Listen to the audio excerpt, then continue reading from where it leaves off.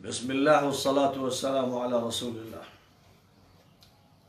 پوری دنیا میں کورونا وائرس کا شور ہے، یہ اللہ کا ایک عذاب ہے، اور اللہ ہی جانتا ہے کہ وہ کس کو اپنے عذاب میں مبتلا کرنا چاہتا ہے۔ اتنی بات طے شدہ ہے کہ جو بھی اللہ پر ایمان رکھتا ہے، صحیح عمل کرتا ہے اور اللہ کے دین پر عمل کرتا ہے، اس کی اگر ظاہری اعتبار سے کسی بلا میں، کسی مصیبت میں گرفتاری ہوتی ہے، وہ اگر کسی حادثے کا شکار ہوتا ہے، تو اللہ تعالیٰ کی طرف سے یہ فیصلہ ہے کہ اللہ تعالیٰ اس کو اس کے ایمان کی بنیاد پر اٹھائے گا، اور اس کو جو جزا دے گا اس کے ایمان، اس کے عمل کی بنیاد پر دے گا۔ اور ظاہر میں جو بھی آفت ہوگی، جو بلا ہوگی، جو مصیبت ہوگی، جو حادثہ ہوگا، اس میں جو لوگ بھی مبتلا ہوں گے، ان میں تفریق اسی اعتبار سے ہوگی کہ کون ہے جو اللہ کو، ایشور کو، مالک کو مانتا ہے اور اس کی ہدایت کے مطابق عمل کرتا ہے، کون ہے جو مجرم ہے، ظالم ہے، عاصی ہے اور طاغی ہے۔ اس اعتبار سے کسی کے لیے وہ کوئی چیز عذاب ہوتی ہے اور کسی کے لیے وہ ثواب کا ذریعہ بن جاتی ہے۔ حضور اکرم صلی اللہ علیہ وسلم نے طاعون کے بارے میں یہ بات فرمائی تھی کہ اس کو عذاب کے طور پر اللہ نے قوموں پر مسلط کیا۔ بنی اسرائیل پر کتنی مرتبہ طاعون کا عذاب آیا، لیکن اسی کے ساتھ ساتھ یہ بھی فرمایا کہ جو اہل ایمان ہوں گے، اگر طاعون میں ان کی موت ہوتی ہے تو وہ شہادت شمار ہوگی۔ بڑے بڑے صحابہ امواس کے طاعون میں شہید ہوئے۔ تو ظاہر ہے ایمان جو ہے وہ ہے جو فیصلہ کن ہے، اور ایمان کی بنیاد پر جو فرق ہوتا ہے وہ اللہ کے نزدیک اس طرح ہوتا ہے کہ اللہ لوگوں کے دلوں سے واقف ہے، ان کے بھید کے راز سے واقف ہے۔ ایمان اندر کی چیز ہوتی ہے، ظاہر میں اعمال بھی اس کی دلیل ہوتے ہیں۔ تو یہ فیصلہ جو موت کے بعد ہوگا، آخرت میں ہوگا، وہ اللہ کرے گا۔ لیکن دنیا میں جب بھی کوئی آفت ہو، بلا ہو، مصیبت ہو، تو اس کے لیے ہمیں وہ طریقہ کار اختیار کرنا ہے جو دنیاوی انتظامات سے متعلق ہے۔ دنیا میں جو تدبیر ضروری ہے، میڈیکل سائنس سے جو معلومات ہوتی ہیں، فزیکل سائنس سے جو معلومات ہوتی ہیں، کیمیکل سائنس سے جو معلومات ہوتی ہیں، بایولوجیکل سائنس سے جو معلومات ہوتی ہیں، ان معلومات کے مطابق عمل کرنا عین شریعت ہے، عین دینداری ہے، عین ایمان ہے۔ میں نے تفصیل کے ساتھ اس موضوع پر ابھی 2-3 دن پہلے گفتگو کی تھی، اور یہ بات بتائی تھی کہ کائنات میں اور اللہ کی شریعت اور نظام میں کوئی کنٹرڈکشن نہیں ہے، کوئی تضاد نہیں ہے۔ وہ اس کا بھی خالق ہے، اس کا بھی خالق ہے، اس نے یہ بھی عطا فرمایا ہے، وہ بھی عطا فرمایا ہے۔ اس لیے ہماری ذمہ داری یہ ہوتی ہے کہ ہم دنیاوی تدبیریں اختیار کریں، لیکن یقین اللہ پر رکھیں۔ خالق وہی ہے، مالک وہی ہے، موت و حیات اس کے ہاتھ میں ہے، بیماری و صحت اس کے ہاتھ میں ہے۔ جو کوئی کتنا ہی تحفظ کر لے، اگر فیصلہ اس کا ہے کہ اس کی موت ہونی ہے تو ہو کے رہنی ہے۔ کوئی کتنا ہی زیادہ تحفظ سے دور ہو اور حادثے کا شکار ہو اور اس کی طرف سے فیصلہ ہو کہ ابھی اس کی موت نہیں ہونی ہے تو نہیں ہونی ہے۔ حضرت خالد ابن الولید رضی اللہ تعالیٰ عنہ سینکڑوں جنگوں میں شریک ہوئے اور تلواروں کے بیچ میں داخل ہوتے چلے گئے، دشمنوں کی صفوں میں گھستے چلے گئے۔ ہر موقع ایسا تھا کہ ان کو بچنا نہیں تھا، لیکن ان کا انتقال چارپائی پر ہوا۔ جب وہ اپنے پلنگ پر تھے تو اس وقت وہ یہ کہہ رہے تھے کہ جو بزدل ہیں اللہ ان کی آنکھوں کی نیند چھین لے، اور میں نے کتنی جنگیں کی ہیں لیکن میری موت جنگ میں نہیں ہوئی۔ آج میں پلنگ پر موت کا استقبال کر رہا ہوں، جس کا مطلب یہ ہوا کہ اللہ جس کو رکھے اسے کون چکھے۔ تو اصل یہ ہے، لیکن اس کا مطلب یہ نہیں ہے کہ انسان تدبیر اختیار نہ کرے۔ مثلا جنگ میں جو گھسنے والا ہے، اس زمانے میں خود پہنتے تھے، زرہ استعمال کرتے تھے، جو بھی انتظامات اس دور میں کیے جاتے تھے وہ کیے جاتے تھے۔ نبی پاک علیہ السلام نے سب سے زیادہ اہتمام احد کی جنگ کے موقع پر اس طرح کیا کہ سر پہ خود پہنا اور جسم پر 2 زرہیں پہنی، اور اسی طرح جس صحابی کے پاس جو سامان تھا وہ اس نے اختیار کیا۔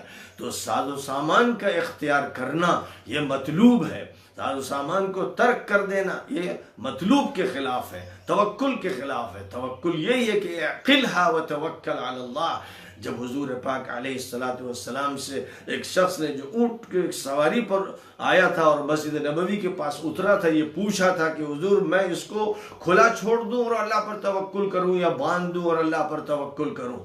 تو حضور صلی اللہ علیہ وسلم نے اصولی بات ارشاد فرما دی تھی کہ باندھو اور توکل کرو، جس کا مطلب یہ ہوا کہ توکل اسباب کے استعمال کے منافی نہیں ہے، اس لیے ایک طرف سبب کا بھی استعمال کیا جائے اور توکل کیا جائے۔ ظاہر ہے کہ حضور پاک علیہ الصلوۃ والسلام دنیا میں متوکل کون ہو سکتا تھا، لیکن آپ نے دوائیں بھی استعمال کی اور آپ نے جھاڑ پھونک کے طریقہ بھی استعمال فرمایا، اور جتنے بھی اسباب ممکنہ تھے، جس چیز کے اسباب، تحفظ کے اسباب، جنگ کے اسباب، وہ سب آپ نے اختیار فرمائے۔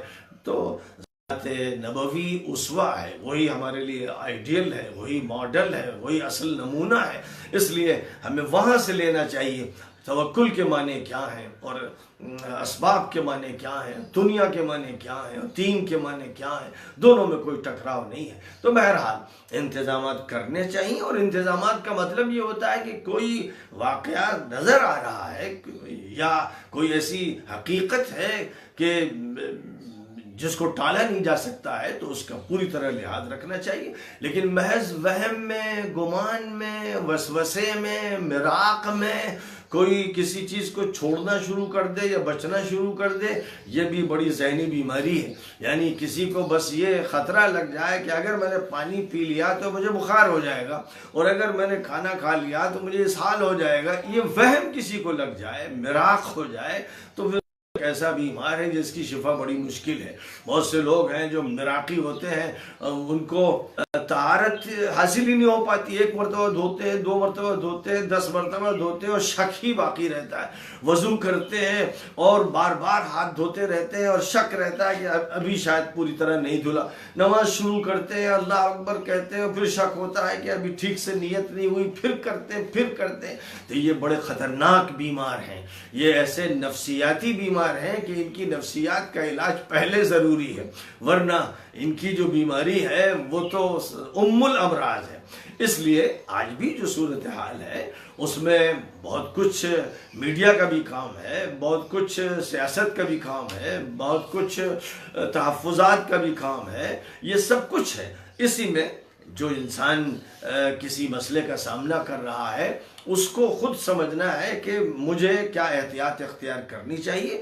اب حکومتوں کی طرف سے چونکہ اس وقت لاک ڈاؤن کیا جا رہا ہے اور پابندیاں لگائی جا رہی ہیں، یہاں تک کہ عبادت خانے بھی بند کر دیے گئے ہیں، مندر بند ہو گئے ہیں، اور مسجدوں کے بارے میں بھی یہ بات کہی جا رہی ہے، علماء کی طرف سے مختلف بیانات اس سلسلے میں آ رہے ہیں۔ تو بات یاد رکھنے کی جو ہے وہ یہ ہے کہ مسجد تو عبادت کی جگہ ہے، اور مسجد پر تالا ڈالنا تو اچھی بات نہیں ہے۔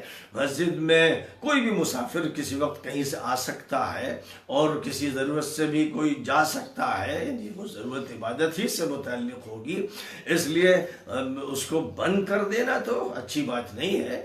اس میں جہاں تک ہو سکے احتیاط پوری اختیار کرتے ہوئے معمولات کو ادا کرنے کی کوشش کی جائے، اور احتیاط کو، تحفظ کو، اور حکومت کی ہدایات کو، اور اپنی دینداری کو اور ایمان کے تقاضوں کو جمع کیا جائے، دونوں میں تضاد نہ پیدا ہونے دیا جائے۔ اس طرح کی صورتحال اختیار کرنی چاہیے۔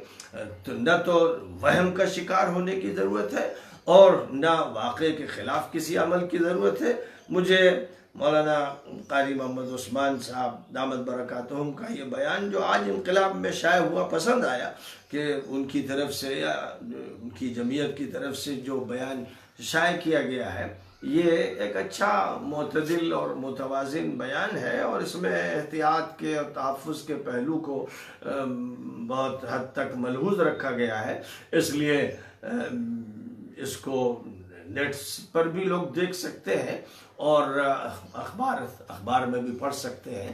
بہرحال آج جمعرات ہے، کل جمعہ ہے، تو پنج وقتہ نمازوں کے بارے میں بھی جو احتیاط ہو اس کو ملحوظ رکھیں، اور جمعے میں خاص طور پر احتیاط کی ضرورت ہے، تو جو بھی ممکنہ احتیاط ہو اس کو اختیار کیا جائے، اور حضرات علماء نے اس سلسلے میں جو باتیں ارشاد فرمائی ہیں ان کو بھی سامنے رکھا جائے، اور ان کو سامنے رکھتے ہوئے اور حکومت کی طرف سے جو کھڑی ہدایات ہیں ان کا بھی لحاظ رکھتے ہوئے عمل کرنے کی کوشش کی جائے، کہ جس سے نہ تو وہ بات ہو کہ لگے کہ لوگ نفسیاتی مریض ہو گئے ہیں یا اوہام کے شکار ہیں، اور نہ یہ ہو کہ حقائق اور واقعات کی خلاف ورزی کر رہے ہیں یا جو ہدایات دی جا رہی ہیں ان کے خلاف عمل کر رہے ہیں اور مرض کو آنے کا موقع دے رہے ہیں۔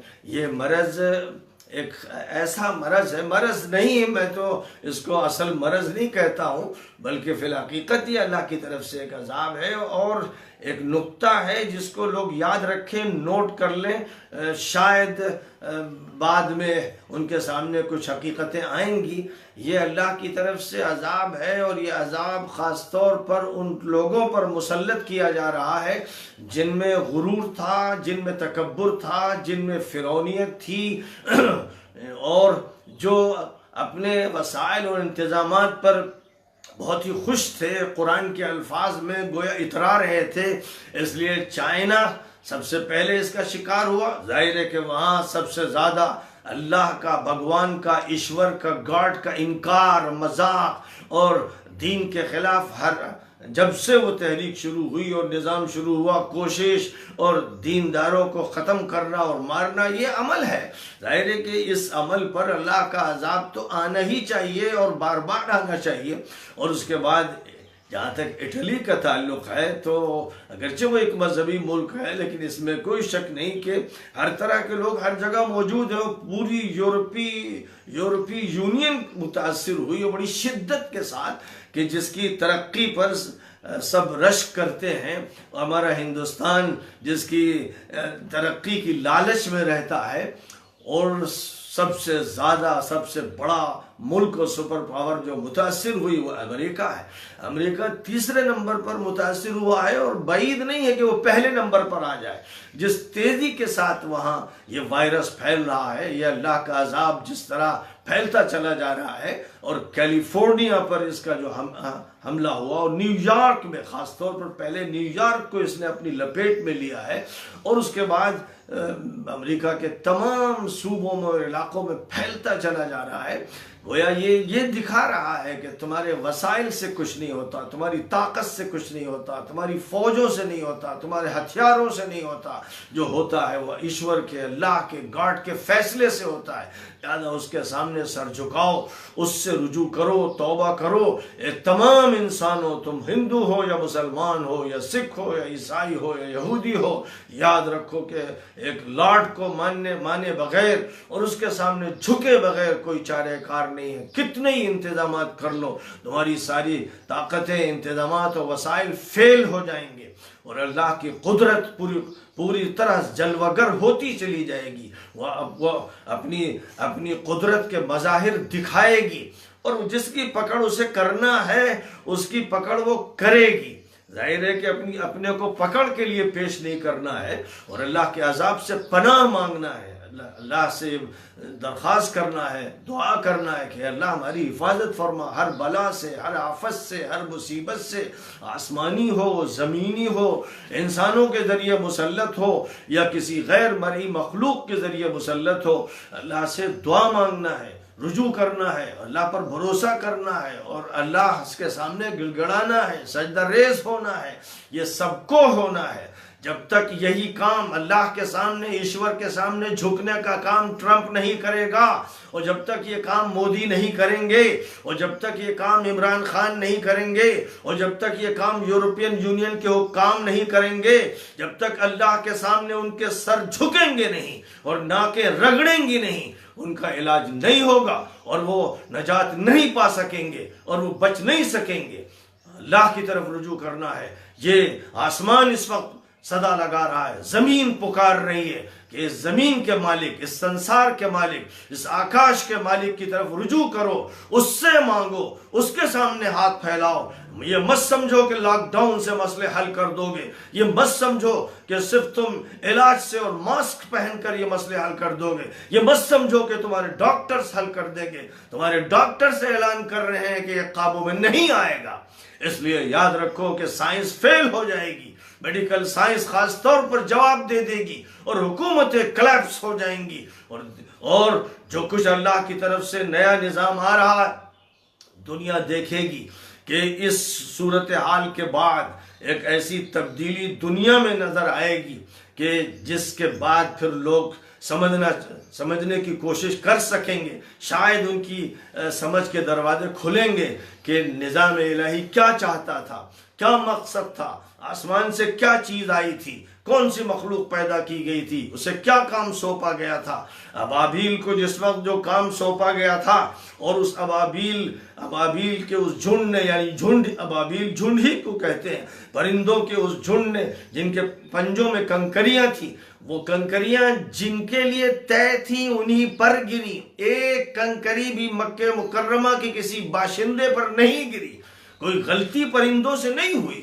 ऐसा नहीं हुआ कि फिजा में उड़ते हुए कहीं पर भी उनकी कंकरी गिर जाती। जो अल्लाह की तरफ से तय था, शख्स तय था, परिंदा तय था, कंकरी तय थी, वो गिरी। और फिर जैसे कुरान में सूरतुल फील में फरमाया गया कि हाथी वाले उस लश्कर को हमने भूसा बना दिया। इसी तरह याद रखें सब लोग, चीन के लोग सबसे पहले याद रखें, जब तक कि वो अल्लाह की तरफ, ईश्वर की तरफ, मालिक की तरफ रुजू नहीं करेंगे, अपना इल्हाद नहीं छोड़ेंगे और दीन को अफीम नहीं कहेंगे, और जब तक दीन को फिर से नहीं मानेंगे और दीनदारों को मौका नहीं फराम करेंगे, वो इस अजाब से बच नहीं सकेंगे। यही सूरत हाल पूरी दुनिया के हर मुल्क के लिए है। और जहाँ तक हिंदुस्तान का ताल्लुक है तो यहाँ तो लोग बहरहाल वेदों को मानते हैं, गीता को मानते हैं, उपनिषद को मानते हैं, ईश्वर को मानते हैं। इसलिए सिर्फ मानना काफी नहीं है, उसी के सामने सर टेको, अपने घरों पर टेको और ये दिखाओ। सिर्फ ये नहीं कि साहब तुमने ये बयान ये दे दिया, लोगों के सामने दिखाओ कि तुम अल्लाह को, ईश्वर को सजदा कर रहे हो, रो रहे हो, गिड़गिड़ा रहे हो, उससे मांग रहे हो। ये तस्वीर हो जो लोगों को दिखाई जाए कि ये अमल करना है। तो जब ये बात होगी और सही माने में हिदायत का ऐलान होगा और लोगों के मालिक की तरफ रुजू करने के लिए कहा जाएगा, तब बीमारियों पर काबू होगा, तब आफतों पर काबू होगा, तब बलाओं पर काबू होगा, वरना हरगिज काबू नहीं हो सकता। ये बात आपके सामने जो पेश कर रहा हूं, इसका ताल्लुक सिर्फ इस्लाम से नहीं है, इसका ताल्लुक मानवता से है, इंसानियत से है, ह्यूमैनिटी से है, इसका ताल्लुक क्रिएचर से है। इसलिए कि सारी क्रिएचर को चाहिए कि वो क्रिएटर की तरफ रुजू करे, खालिक की तरफ रुजू करे, जिसने पैदा किया है, जर्रे को पैदा किया और जो अनदेखी चीजें हैं उनको पैदा किया। वही है जो पैदा करता है, वही है जो फंक्शन कराता है, वही है जो मशीन बनाता है, वही है जो काम लेता है। इसलिए जिसका जो काम है वो करता है। अब जो चीजें मुजिर हैं, हुक्म है कि हर मुजिर चीज को खत्म करो। लिहाजा महलों में मच्छर हैं, बीमार कर रहे हैं, कहां पर और कितने कीड़े मकोड़े हैं जिनसे लोगों की मुसीबतें हैं, पानी गंदा है, इनके लिए इंतजाम करना किसका काम है? छिड़काव होना चाहिए तमाम महलों में, खास तौर पर घनी आबादी और ऐसी जगहों पर जहां कूड़े के ढेर होते हैं, वहां पर छिड़काव दवाओं का किया जाए। और सैनिटाइजेशन का काम सिर्फ उन लोगों के लिए नहीं जिनके बारे में शक शुबा हो कि वो साथ में कुछ मल ले, पूरे महलों में दवाओं का छिड़काव किया जाए ताकि माहौल को बीमारियों से पाक करने की कोशिश की जाए। ये हुकूमत की जिम्मेदारी है। और इसी तरह ज़रूरतमंदों की ज़रूरियात पूरी की जाए, भूखों को खाना खिलाया जाए, प्यासों को पानी पिलाया जाए, जिसकी जो ज़रूरत है उस ज़रूरत को हल करके उसकी ज़रूरत को पूरा करने के लिए इंतज़ामात किए जाएं। ये हुकूमतों की भी जिम्मेदारी है, आवाम की भी जिम्मेदारी है, समाज की भी जिम्मेदारी है। तमाम जिम्मेदारियों को महसूस करते हुए हमें चाहिए कि हम काम करते रहें और अल्लाह से रुजू करते रहें और जो इंतज़ामात मतलूब हैं वो इंतज़ामात भी करते